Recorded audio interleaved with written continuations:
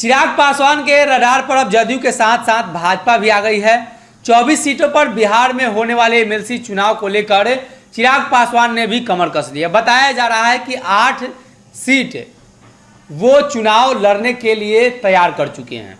ऐसे में वो कौन कौन सी सीटें होंगी और किनके खिलाफ वो उम्मीदवार उतारने जा रहे हैं, इस खबर में हम आपको बताएंगे। लेकिन नरेंद्र मोदी के साथ उनकी आस्था और मुख्यमंत्री नीतीश कुमार के साथ उनकी दुश्मनी ये बिहार में छुपी नहीं है।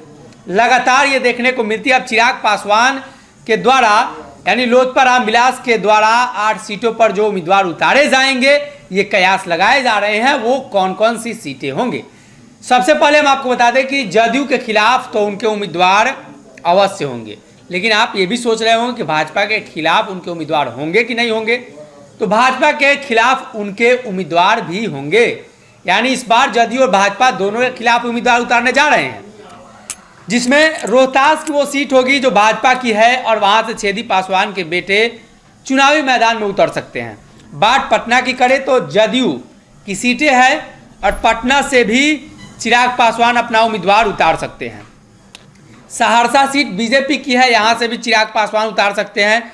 नालंदा जदयू की सीटें और खासतौर पर मुख्यमंत्री नीतीश कुमार को वो पीछे धकेलने में कभी भी पीछे नहीं हटे हैं और इसको लेकर लगातार लंबी लड़ाई लड़ रहे हैं।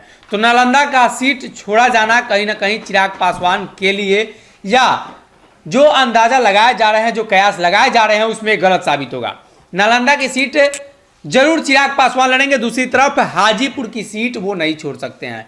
चाचा पशुपति पारस के खिलाफ उन्होंने बिगुल फूका तो ये बातें तय हो गई कि हाजीपुर की जो सीट है वो चिराग पासवान अपने पास रखेंगे, इसलिए कि रामविलास पासवान हाजीपुर से विश्व रिकॉर्ड बना चुके हैं वोट मार्जिन को लेकर, और चिराग पासवान ने हाजीपुर से आशीर्वाद यात्रा की शुरुआत भी की थी।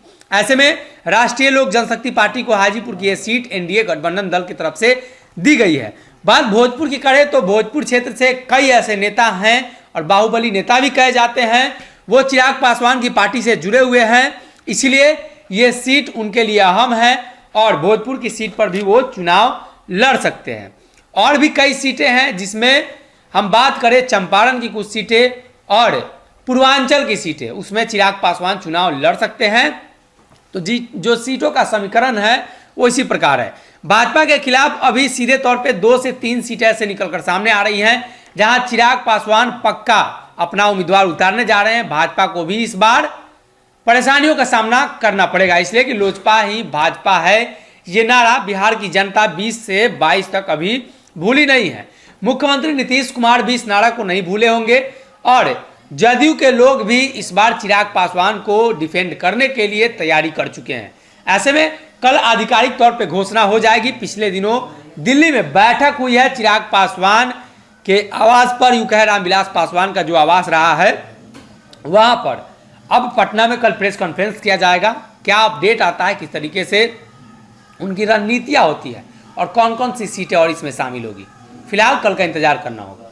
अगर ये वीडियो पसंद आई और वह बिहार के राजनीति और बिहारियत से सरोकार रखेनी तो सब्सक्राइब बटन दबा के चैनल के सब्सक्राइब कर ली।